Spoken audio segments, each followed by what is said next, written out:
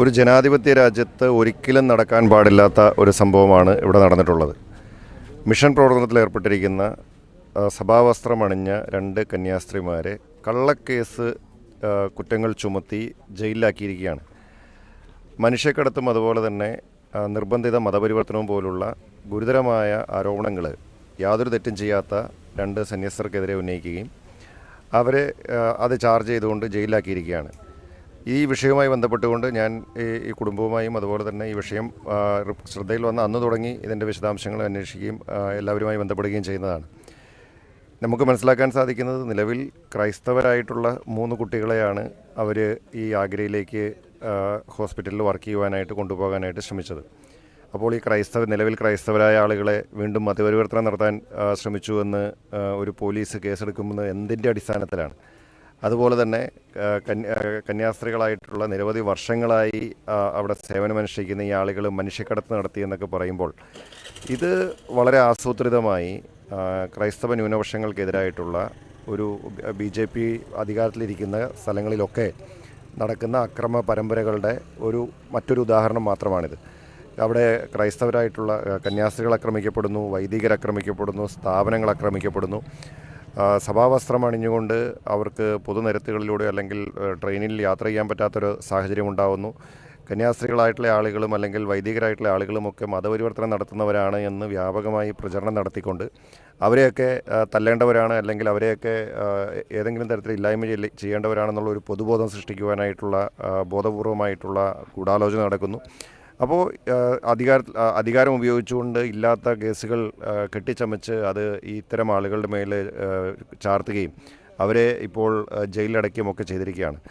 തികച്ചും പ്രതിഷേധാർഹമാണ്. യാതൊരു കാരണവശാലും നടക്കാൻ പാടില്ലാത്തതാണ്.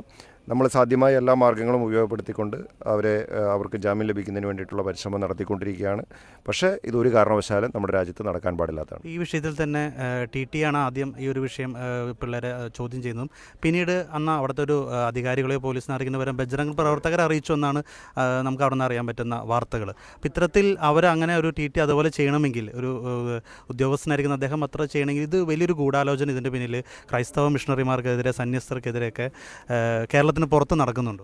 ഞാൻ പറഞ്ഞല്ലോ, തീർച്ചയായിട്ടും ഇങ്ങനൊരു വിഷയം വരുമ്പോൾ അവർ കന്യാസ്ത്രീകളാണ് എന്നറിഞ്ഞുകൊണ്ട് TT ചെയ്യുന്നത് പോലീസിനെ അല്ല വിളിക്കുന്നത്. TT അവിടെ ബജ്രംഗ് ദൾ പ്രവർത്തകരെ വിളിച്ച് അവിടെ ആളുകളെല്ലാവരും കൂടെ കൂടുകയും അവരവിടെ വന്ന് ബഹളമുണ്ടാക്കി, കോലാഹലമുണ്ടാക്കി അതിനുശേഷം പോലീസിനെ വിളിക്കുകയാണ്. അപ്പോൾ പോലീസിനെ വിളിച്ചു കഴിയുമ്പം ഈ ആൾക്കൂട്ടത്തിൻ്റെ എന്താ പറയുന്ന വികാരത്തിനനുസരിച്ചുകൊണ്ട് പോലീസ് പ്രവർത്തിക്കുകയും പോലീസ് അതിൻ്റെ അടിസ്ഥാനത്തിൽ ഇവർക്കെതിരെ കേസെടുത്ത് ഇവരെ ജയിലിലാക്കുകയുമാണ്. നേരെ മറിച്ച് ഈ വിഷയം ഇങ്ങനെ ഒരു കാര്യം വരുന്നു. ഇവർ കൃത്യമായ ഡോക്യുമെൻറ്റുകളോടുകൂടിയിട്ടാണ് ഇവർ യാത്ര ചെയ്യുന്നത്. തുടക്കത്തിൽ ഇവർ പ്രചരിപ്പിക്കാൻ ശ്രമിച്ചത് ഇവരുടെ കയ്യിൽ ആവശ്യമായിട്ടുള്ള രേഖകൾ ഉണ്ടായിരുന്നില്ല, അല്ലെങ്കിൽ ഇവരുടെ സമ്മതമില്ലാതെയാണ് കൊണ്ടുപോകാൻ ശ്രമിച്ചത് എന്നൊക്കെ രീതിയിലാണ് ഇവർ പ്രചരണം നടത്താൻ ശ്രമിച്ചത്.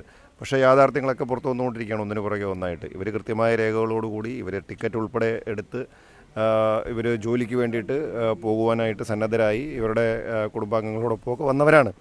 അപ്പം ഇത് മനഃപൂർവ്വം ഇവിടെ ഒരു രാഷ്ട്രീയ പ്രേരിതമായിട്ട് ന്യൂനപക്ഷങ്ങൾക്കെതിരായിട്ടുള്ള, പ്രത്യേകിച്ച് ഛത്തീസ്ഗഡിലൊക്കെ പല പ്രദേശങ്ങളിലും, ഇത് ഒറ്റപ്പെട്ട സംഭവമല്ല, ഛത്തീസ്ഗഡിലൊക്കെ പല പ്രദേശങ്ങളിലും സമാനമായ രീതിയിൽ അക്രമങ്ങൾ നടക്കുന്നുണ്ട്. ഒഡീഷയിൽ നടക്കുന്നുണ്ട്, മധ്യപ്രദേശിൽ നടക്കുന്നുണ്ട്, ഉത്തർപ്രദേശിൽ നടക്കുന്നുണ്ട്. അപ്പോൾ ഈ മേഖലയിലൊക്കെ നടക്കുന്ന ഈ അക്രമങ്ങളുടെ സ്വഭാവം ഒന്ന് തന്നെയാണ്. അപ്പോൾ അതിൻ്റെ ചൂട് പിടിച്ചുകൊണ്ട് അത്തരത്തിലൊരു സംഭവമാക്കി വരുത്തി തീർക്കുവാൻ വേണ്ടിയിട്ടാണ് TT ഉൾപ്പെടെയുള്ള ആളുകൾ, അവിടുത്തെ ബജ്രംഗ് ദൾ പ്രവർത്തകരും ഒക്കെ ശ്രമിച്ചിട്ടുള്ളത്. അതിൻ്റെ ഭാഗമായിട്ടാണ്, അതിൻ്റെ ഇരകളായിട്ടാണ് ഇന്നിപ്പോൾ കന്യാസ്ത്രീകൾ ജയിലിൽ കിടക്കേണ്ടതായിട്ട് വന്നിട്ടുള്ളത്. അല്ലെങ്കിൽ അവിടെ ഒരു പോലീസ് ഒരു സംശയാസ്പദമായ സാഹചര്യത്തിൽ 3 കുട്ടികളെ കണ്ടു എങ്കിൽ അവിടെ വിളിച്ചു വരുത്തി പോലീസ് വന്ന് ഇവരുമായിട്ട് പരസ്പരം സംസാരിച്ച് ആ രേഖകൾ പരിശോധിച്ച് അവിടെ വെച്ച് അവസാനിച്ചു പോകേണ്ട ഒരു കാര്യമാണ്.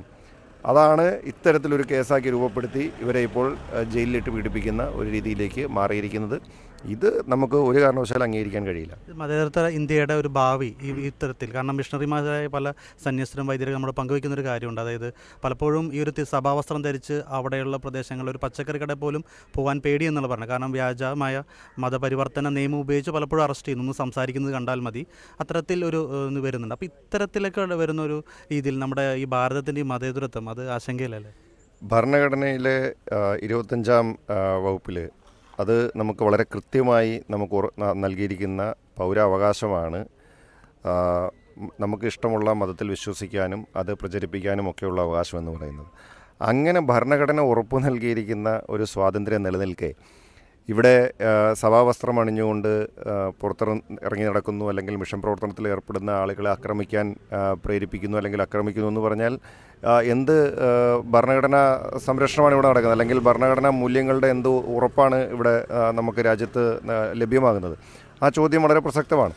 അപ്പോൾ അതുകൊണ്ട് ഇത് നമുക്ക് ഒരു കാരണവശാലും അംഗീകരിക്കാൻ സാധിക്കില്ല.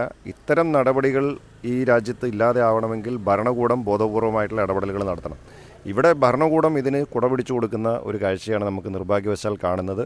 ഇപ്പോൾ കഴിഞ്ഞ നമ്മൾ നിരവധി ക്രൈസ്തവ സംഘടനകൾ ഇതിനെ സംബന്ധിച്ചിട്ടുള്ള റിപ്പോർട്ടുകളൊക്കെ എടുത്തിട്ടുണ്ട്. ഇപ്പോൾ യുണൈറ്റഡ് ക്രിസ്ത്യൻ ഫോറം പോലുള്ള സംഘടനകൾ നടത്തിയിരിക്കുന്ന പഠനത്തിൻ്റെ അടിസ്ഥാനത്തിൽ അവരുടെ കണക്കുകൾ തന്നെ സൂചിപ്പിക്കുന്നത് കഴിഞ്ഞ 10 വർഷത്തിനിടയിൽ രാജ്യത്തെ ക്രൈസ്തവ ന്യൂനപക്ഷങ്ങൾക്കെതിരായിട്ടുള്ള അക്രമം ക്രമാതീതമായി വർദ്ധിച്ചിട്ടുണ്ട് എന്നുള്ളതാണ്. നൂറുകണക്കിന് കേസുകളാണ് ഓരോ വർഷം കഴിയുന്നവരും കൂടുതലായിട്ട് വന്നുകൊണ്ടിരിക്കുന്നത്. ഇപ്പോൾ ഏതാനും നാളുകൾക്ക് മുമ്പാണ് തൊട്ടടുത്ത് ഒഡീഷയിൽ കേരളത്തിൽ നിന്നുള്ള 2 വൈദികർ ക്രൂരമായി ആക്രമിക്കപ്പെട്ടത്. അതിനകത്തൊരു അച്ഛന് 90 വയസ്സുള്ള ആളാണ്. ഒരു 90 വയസ്സുള്ള ആൾ ഒരു വൈദികനെയൊക്കെ ആക്രമിക്കുക, കൈയും കാലും കെട്ടിയിട്ട് വായിൽ തുണി തിരികിയതിന് ശേഷം മർദ്ദിച്ചു എന്നാണ് പറഞ്ഞത്. അദ്ദേഹം കേരളത്തിൽ വന്നാണ് ഒടുവിൽ ചികിത്സ തേടുന്നത്. അപ്പോൾ അങ്ങനെ ഈ അക്രമങ്ങൾ വ്യാപകമായിട്ടുണ്ടാകുന്നു എന്ന് പറഞ്ഞാൽ ഇതിനൊക്കെ ഭരണകൂടത്തിൻ്റെ മൗനാനുവാദം മാത്രമല്ല, ഭരണകൂടത്തിൻ്റെ പൂർണ്ണമായ അനുവാദത്തിലാണ് ഇത് നടന്നുകൊണ്ടിരിക്കുന്നത്.